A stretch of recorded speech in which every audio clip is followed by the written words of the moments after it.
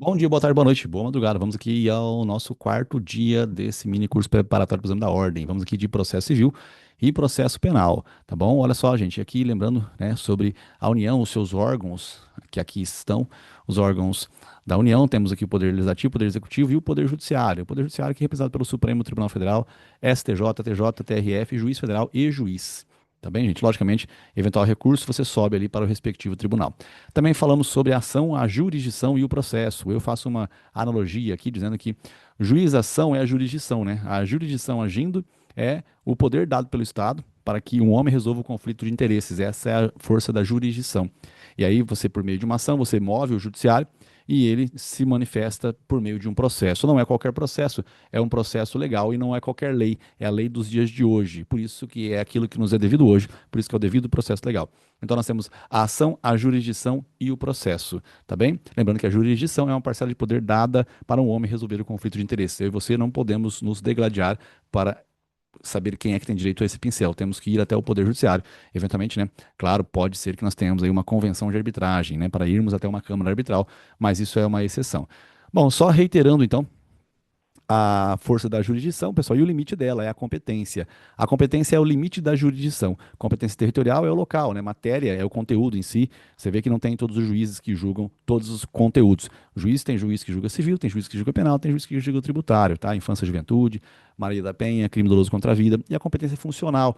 O STJ, se você recorrer até ele, não vai ser o órgão judicial que vai executar uma ação de alimentos ou que vai executar uma pena privativa de liberdade aqui, né, no local da condenação. Então, condenou na primeira instância, recorre para o TJ, perdeu no STJ, mas a função do STJ não é a execução. A execução vai ficar a cargo aqui mesmo do juiz da primeira instância. Essa é a competência funcional. A territorial, gente, sempre levando em consideração o local que mais favoreça a facilidade de resolver o conflito. Imagina, por exemplo, uma ação de falência em que a matriz esteja na cidade A e a maior quantidade de contratos esteja na região X, bem longe da matriz. Onde é que vai ser feita a ação de recuperação judicial ou o processo de falência? Será no local da maior quantidade de contratos, porque fica mais fácil para resolver o conflito. É assim que funciona a logística da competência. Temos aqui o caminho do processo civil, é a coisa mais importante que você está observando aqui agora. Petição inicial, você faz o seu fato, seu fundamento, seu pedido. Aí nós temos a citação. Da citação, nós não vamos ter contestação, não, tá? Isso aqui é pergunta de prova. Depois da citação não é contestação. Depois da citação é a audiência de conciliação e mediação. Lembrando que, para que esta não ocorra, ambas as partes devem dizer que não querem que ela ocorra. Porque se uma disser que quer, ela deve ocorrer. A audiência de conciliação e mediação, lembrando que o M de mediação, ele fica com M de família, M de condomínio. Então, relações que existe já um laço anterior, nós resolvemos na mediação. Agora, na conciliação é um acidente de trânsito, por exemplo, com uma situação que você não tenha relação com a outra parte, ou não tenha conhecimento. Da contestação, gente, vai para a audiência de saneamento, que é a limpeza, instrução e sentença. Tá bom? Gente, lembrando que todo o caminho do processo são decisões que acontecem dentro do processo, então são decisões interlocutórias, tá? Dentro da locução, né? Ó, interlocutórias. Todo o comentário, toda a conversa de processo é tudo aquilo que acontece no curso do processo. O processo, as pessoas conversam, conversar é locução. Dentro, inter. Decisões dentro do processo, decisões interlocutórias. Tá? As decisões interlocutórias são aquelas que estão previstas no artigo 1015 do CPC. Como, por exemplo, a exclusão de um litisconsorte, eu faço uma ação contra você e alguns dois ou três amigos seus. O juiz ele pode excluir um litisconsorte. Então, quem não gostar, faz agravo de instrumento.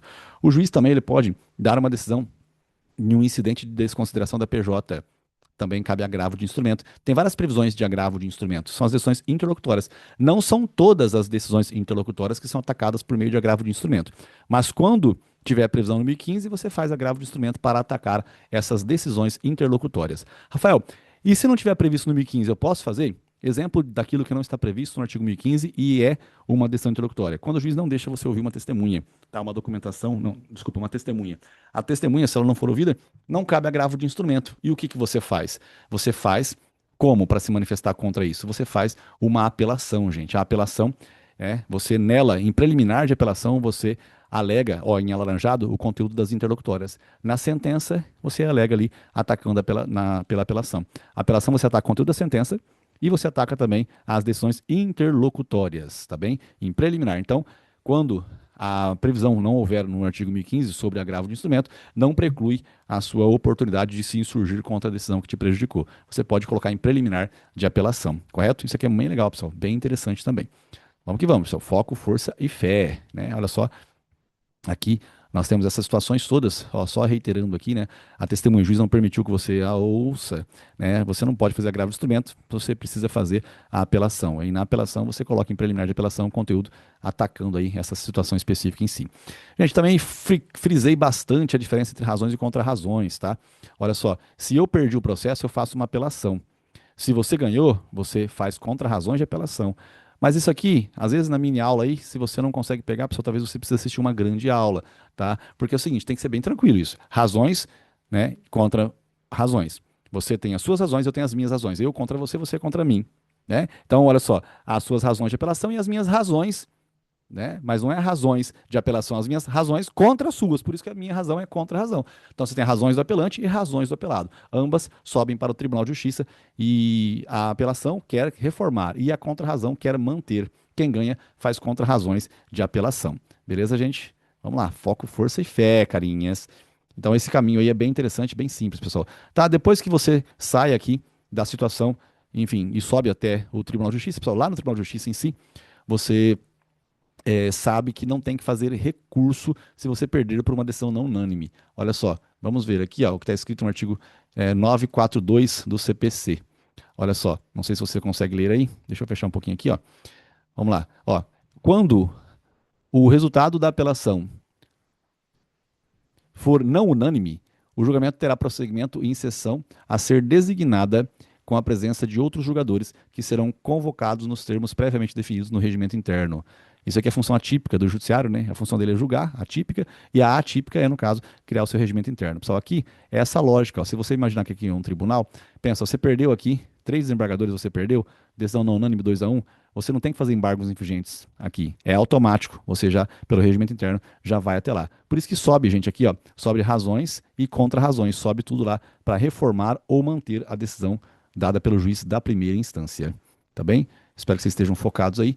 É bastante conteúdo e em pouco tempo, né, pessoal? Mas a gente consegue. Ó, só mais um pouquinho aqui, reiterando algumas coisas. Olha só. A petição inicial, ela tem os conteúdos dela. A contestação ataca e faz aqui a impugnação específica de cada um dos pedidos do autor. Aí a gente vai para o final. No final você tem a sentença do juiz. A sentença ela é a procedência ou a improcedência do pedido. A procedência ou a improcedência. Tá bem, gente? Nas decisões interlocutórias, temos muitas decisões interlocutórias, inclusive a tutela provisória. A tutela provisória também é algo interlocutório. Também são decisões que acontecem no curso do processo. O que é uma tutela provisória, gente? É um pedido que você faz é, provisoriamente, porque não acabou o processo ainda. A tutela provisória é assim: você tem lá o seu tio que precisa fazer uma cirurgia no coração urgente. Você faz uma tutela provisória de urgência antecipada antecedente, certo? E aí, mesmo não estando com a documentação robusta, o juiz vai julgar e ele já permite que a cirurgia ocorra amanhã de manhã. Olha só, o processo não acabou ainda, mas a cirurgia já vai ser realizada o mais rápido possível. Rafael, mas se ela vai ser realizada, então eu já ganhei. Se no final eu perder, não faz diferença. Faz sim, você vai ter que pagar o plano de saúde. Concorda? Certo? Então, o juiz determina que o plano libere a cirurgia, né, antecipadamente, mas ao final você pode perder. Essa é a tutela provisória de urgência antecipada antecedente. Temos a tutela provisória de urgência e a de evidência. Certo? Aqui existe uma diferença, pessoal. Tutela provisória de urgência é diferente da tutela provisória de evidência.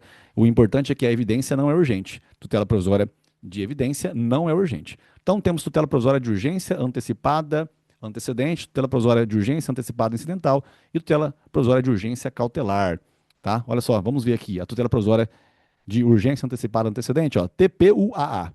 No comecinho, ó, você já faz a petição inicial com o pedido da cirurgia no coração de imediato. Agora, a tutela provisória de urgência antecipada incidental, você começa o processo normal. Aí você vai, só que no meio dele acontece alguma coisa ruim e aí a cirurgia tem que ser feita de imediato. Tá bom? Essa é a tutela provisória de urgência antecipada incidental. Temos também a tutela provisória. Não, essa daqui, né? Tutela provisória de urgência antecipada incidental é o exemplo, né? Você começa normal, TPUAI, né? Começa normal e vai até que fica diferente. Tá bem? Beleza? Maravilha. Aí eu tenho também aqui a tutela provisória de urgência cautelar. A cautelar é o durepox do processo. O que que é isso? Imagina você e seu irmão brigando. por um balde de água. Se o balde estiver furado, pessoal, quando o seu pai chegar para resolver o conflito de vocês dois, já não vai ter mais água lá dentro. Então, o ideal é que vocês, de comum acordo, coloquem um Durepox ali. Quando seu pai chegar, ele julga, tá? Então, aqui no caso é a mesma coisa. O juiz, ele vai colocar um Durepox, né? Até que, eventualmente, a circunstância no futuro surja para ser diferente, tá? Então, aqui é a expedição de ofícios para os órgãos oficiais, para eventualmente impedir que o devedor, por exemplo, venda alguns bens, tá bem? Essa é a tutela provisória. Aqui, gente, também temos, ó, tudo isso é uma logística de que, se você para pensar, as tutelas provisórias, elas podem acontecer no curso do processo, tá? Elas podem acontecer, e se acontecerem, cabe agravo de instrumento. Das tutelas provisórias na fase de conhecimento, cabe agravo de instrumento, tá bom? Beleza? Rafael, e aí? Como assim cabe tutela provisória também na própria sentença, se eu faço o pedido no começo? Bom, é aquilo que eu disse, né, pessoal? Você vai pedindo tutela provisória, você pede, insiste, e às vezes você ganha a sentença, mas você não ganha tutela provisória. A sentença hoje, na sexta-feira dada, você não consegue executá-la na segunda. Demora, quarta ou um mês para você fazer o cumprimento da sentença, demora. Só que você pode conseguir a tutela provisória na própria sentença. Só que se você consegui-la na sentença, aí não é mais agravo de instrumento, aí cabe apelação. Então, olha só, coisa interessante, gente. As decisões interlocutórias são atacadas por meio de agravo de instrumento, inclusive a tutela provisória. Só que a tutela provisória, ela também pode aparecer na própria sentença, tá? E aí, se ela aparecer na sentença, aí cabe, né, apelação. Outra coisa interessante, pessoal, eu acabei não comentando com vocês na aula extensiva. É, o que a gente trabalha bastante, essa dicotomia, essa coisa interessante, é que as tutelas provisórias, elas acontecem na nossa lógica no curso do processo, excepcionalmente na sentença. Só que existe uma outra coisa interessante. O mérito do processo é julgado no final do processo. No final que você sabe se você ganha ou se você perde, correto? Mas existem também julgamentos de mérito no começo do processo. E se for o julgamento de mérito no começo do processo, cabe agravo no instrumento. Exemplo, você fez 4 pedidos, um deles está prescrito. O juiz de ofício já reconhece a prescrição naquele direito seu. Então, quando o juiz reconhece a prescrição no início do processo, cabe agravo de instrumento. Nota que prescrição é mérito do processo. Se for julgado no final, que é a regra, né, o mérito se resolve no final. O dinheiro, né, que a gente busca é no final. Então, no final que sai o mérito. No mérito cabe apelação, correto? Mas, às vezes, tem decisão de mérito no curso do processo, aí cabe agravo de instrumento. Esse, gente, é o conteúdo de processo civil. Lembrando que é um mini curso, né, bem trabalhado isso aqui. Não é uma grande aula extensiva, mas eu estou explicando tudo que eu expliquei lá. Acontece que lá demorou só 2 horas e meia, tá bom? Agora já vamos para processo penal também. Olha só, processo penal, ação. A ação aqui é o quê? Denúncia, queixa, habeas corpus, revisão criminal. Isso aqui são as petições iniciais, tá bom, pessoal? Denúncia, queixa, habeas corpus e revisão criminal. Então aqui é interessante para você saber, já que habeas corpus não é recurso e revisão criminal também não é recurso, tá? São petições iniciais. Essa é a primeira vez que você vê a linha do tempo do processo. Notícia crime, inquérito policial, o Ministério Público, ele pode propor um acordo de não persecução penal, pedir o arquivamento, requisitar novas diligências, oferecer denúncia, o juiz recebe a denúncia, ocorre a citação, resposta à acusação. Essa aqui é a linha do tempo do processo penal, pessoal, primeira vez que você está vendo aí. Muito importante, logicamente que depois da resposta à acusação, nós temos aqui, né, a audiência de instrução, debate e julgamento.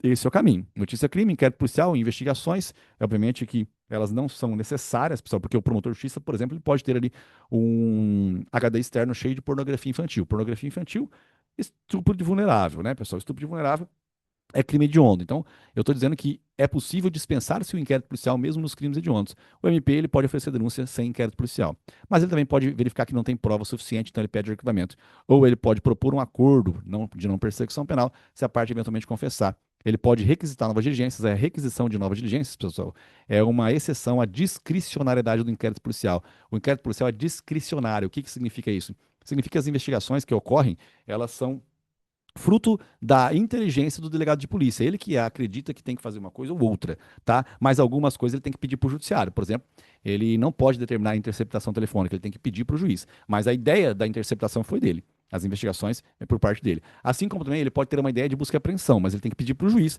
para que ela ocorra. É por meio de ordem judicial também que isso ocorre, tá bom? Gente, é importante fazer a aulinha de revisão também, né? Quem aí viu a extensiva, ó, esse pedacinho específico também, eu acabei não comentando sobre a discricionariedade do inquérito policial, tá bom? Acabei não comentando. Inclusive, ela não deve estar no materialzinho aí, mas tem bastante tempo para frente para a gente falar sobre isso, tá bom? Essa aqui é a semana bônus ainda, gente. Aqui, só mostrando, né? Nós falamos bastante da decisão interlocutória no processo civil, então, é agravo de instrumento, né? Aqui, as decisões interlocutórias no processo penal, elas são passíveis de recurso em sentido estrito. Recurso em sentido estrito. Notícia, crime, inquérito policial, Ministério Público, acordo de não persecução penal.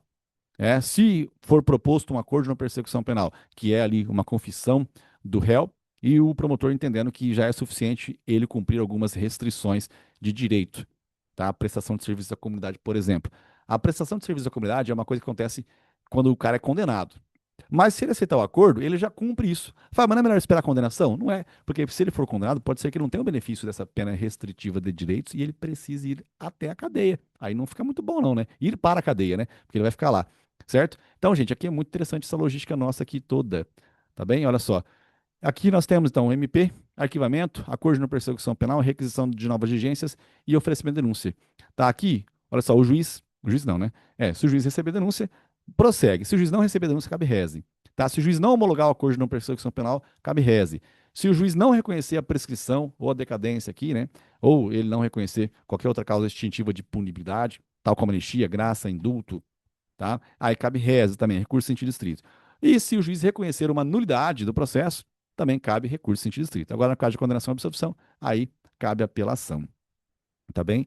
Bom, interessante aqui, já falei, né, que o inquérito policial é dispensável, inquisitivo, correto? Eu comentei aqui, né, que você, como advogado, não tem acesso à informação anterior da busca e apreensão ou da interceptação telefônica. Mas, obviamente, que você tem direito, né, de acessar isso depois que já estiverem devidamente documentados. Tá? Lembrando que o inquérito policial, pessoal, atos investigativos ali por conta do delegado de polícia, salvo excepcionalmente quando o Ministério Público ele requisitar novas diligências. Gente, depois eu fiz aqui ó, uma logística, inquérito policial MP pedindo o arquivamento, né? Desculpa, propondo o acordo de não persecução penal. Fiz em rosa e no rito sumaríssimo isso é parecido também, era só termo circunstanciado de ocorrência, mais um termo de comparecimento, ao invés de ser inquérito policial, é né, o boletim, ao invés de ser um boletim de ocorrência de inquérito policial, é um termo circunstanciado de ocorrência para que as partes estejam presentes numa audiência preliminar. E aí lá tenta-se a conciliação. Se não der certo, a transação penal. Eu mostrei isso daqui, pessoal, no rito ordinário e no rito sumário, nós temos a vara criminal. No rito sumaríssimo, nós temos o procedimento do juizado especial criminal, GCRIM, certo? Maravilha. Aí é o seguinte, esses dois benefícios, eles são paralelos, eles estão ali em pé de igualdade. Nota que aqui não foi oferecida a denúncia ainda, tá bem? Se o promotor oferecer a denúncia, é porque isso aqui não deu certo. Aí a minha lógica que eu passei para vocês é o seguinte: a pergunta foi: quando o cara aceita o acordo de não persecução penal ou quando ele aceita a transação penal, se ele voltar a cometer crime no futuro, ele vai ser reincidente? A resposta: não. Não vai ser reincidente, porque para que você seja reincidente, você tem que ter uma sentença penal condenatória criminal, né? Sentença penal condenatória criminal é ótimo. Uma sentença penal condenatória definitivamente julgada, né? Transitou em julgado, acabou, fim. Aí a partir desse momento, se você voltar a delinquir no futuro, você será reincidente. Só que nesse caso aqui, nota que você não voltou a delinquir. Né? Na verdade, você voltou a delinquir, perdão, mas você tinha feito aqui um acordo de não persecução penal, você tinha feito uma transação penal. Tá? Isso aqui foi antes, inclusive, de começar o processo. Então, consequentemente, você não teve uma sentença penal condenatória. Isso não aconteceu com você. Tá bem, gente? Muito importante. Nota que depois, em azulzinho, que é oferecida a denúncia. Se não deu certo o acordo de não persecução penal, oferece a denúncia. Se não deu certo a transação penal, aí oferece-se a denúncia. Tá bem, gente? Essa ordem é muito importante. Tá? Aqui eu fiz um comentário também sobre juízo de retratação. Eu estava comentando a importância da diferença entre oferecimento da denúncia e recebimento da denúncia. Tá? Estava dizendo que existem momentos importantes. Falei sobre o acordo de não persecução penal. E aí eu comecei a falar sobre a palavra denúncia, oferecer e receber. São coisas diferentes. E aí uma coisa interessante, quando o promotor oferece denúncia, significa que ele já trabalhou. Se ele já trabalhou, você não vai poder se retratar numa eventual situação. Se eu te dar um murro, você pode ser homem ou mulher, tá? Não vai para Maria da Penha. Nem se for mulher. Por quê? Porque nós não temos relação doméstica alguma. Você não é minha filha, não é minha esposa, você não é a minha mãe, você não é a minha avó, você não é a minha prima. Então nós não temos relação de confiança nenhuma, não é violência doméstica. Então, se eu te der um chute na barriga, ou um chute na canela, você pode representar e você pode se retratar. Só que a retratação, ou seja, o seu arrependimento, o seu voltar atrás para não me prejudicar criminalmente, é de que modo? Antes do oferecimento da denúncia, em qualquer crime. Agora, no caso de Maria da Penha, pessoal, é até o recebimento da denúncia. Artigo 16 da Lei 11.340. Tá? Não está escrito bem assim, mas acaba se interpretando que é desse jeito. Então, na Maria da Penha, até o RD. Em qualquer outro crime, a retratação é até o oferecimento da denúncia. Rafael, existe retratação em qualquer crime? Não, não é qualquer crime. Depois, vimos esse pedacinho aqui bem legal, gente. Aqui, quando o juiz não recebe a denúncia, a acusação faz recurso em sentido estrito. Certo? Pode ser o assistente de acusação também. Para que você faz recurso? Você faz recurso para que aquela decisão da primeira instância seja reformada. Quando o recurso em sentido estrito é feito, ele sobe para o TJ e o TJ ele pode dar provimento para esse recurso e, consequentemente, já recebe-se a denúncia, certo? Mas se você para pensar, pela linha do tempo do processo, quando o juiz não recebeu a denúncia, isso significa que, olha só, se o juiz não recebeu a denúncia, significa que esse momento aqui não esse momento da citação não aconteceu. Então, se o juiz não recebeu a denúncia, não tem como o réu se manifestar, certo? Mas a lei diz que sim, e o juiz ele precisa intimar o réu para que o réu escolha um advogado, e aí intima o réu escolhe advogado, e aí o réu apresenta contra-razões de réis. Olha só o quão importante é, pessoal, é você prestar atenção na logística das razões e das contra-razões, tá? Senão você não consegue passar na prova do AB, tem que ser fácil, razões e contra-razões, tá? Então, tem razões de recurso em sentido estrito e contra-razões de recurso em sentido estrito, tá bom? A intima-se o réu escolhe advogado. O que pergunta na prova da OAB é o seguinte: o juiz, ele pode intimar o réu, não, perdão, ele pode nomear um defensor para antecipar o julgamento, para ficar mais fácil, já que o juiz não recebeu a denúncia, ele fala assim, cara, eu não recebi a denúncia e eu gosto muito desse réu, então o que que eu vou fazer? Eu não vou demorar muito para poder beneficiá-lo mais, não. O que que eu vou fazer? Eu já nomeei um defensor público, o defensor público apresenta contra razões de reze, né? E isso não pode, pessoal. O juiz ele precisa intimar o réu para que o réu escolha um advogado. Foi bem grande essa aula, foco, força e fé, farra depois de muito estudo. Vamos que vamos.